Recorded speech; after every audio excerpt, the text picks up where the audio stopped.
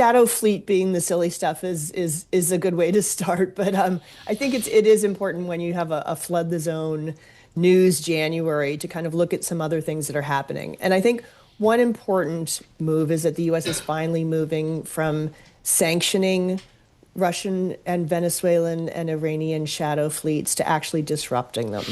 And so, we've really had shadow fleets test the limits of sanctions. Sanctions are one of our most important economic tool for, it's been a way to keep us from going to kinetic war. But this, we've now seen the U.S.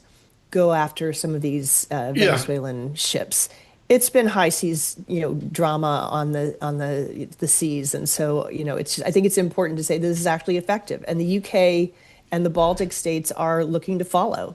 I look, Heidi, at this, and to cut to the simplicity of March or April, with the cacophony of news, is Russia impinged? Does Venezuela have any chance? Can I even state, could Cuba collapse? Are those outlandish statements? So I don't think they are. I think that we're looking at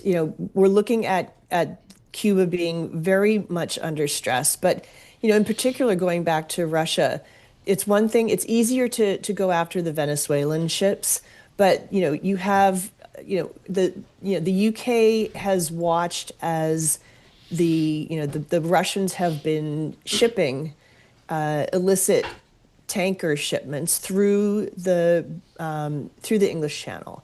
And so that export route is incredibly important. And if you get the UK and the Baltic states together to actually watching the US precedent, they could actually do a massive shift from just the passive enforcement of sanctions to actual maritime pressure. And so that is a great way to constrain Russia. The other part of it is Ukraine has been actively taking out Russia's Black Sea shadow fleet. And so they're using drone strikes and they are taking out tankers in the Black Sea. It's a big shift to direct pressure on the logistics that move Russian oil. And the Russians are not happy about it.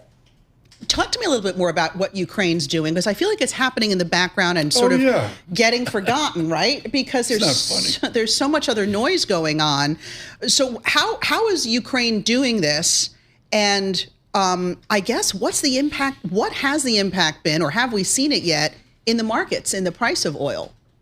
So I don't think that that these hits to Russia's shadow fleet in the Black Sea are impacting oil yet. You have a lot of other dynamics, things happen. What's happening in Iran, obviously, Venezuela to a lesser extent, but I do think it's worth paying attention to.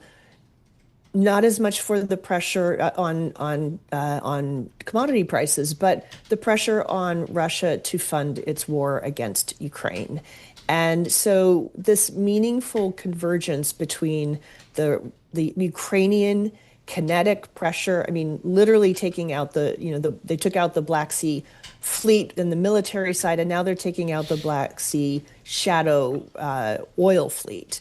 So combining that with the UK and the Baltics, right, possibly doing the closing off the maritime escape routes, this is actually about constraining Russia's ability to fund its war.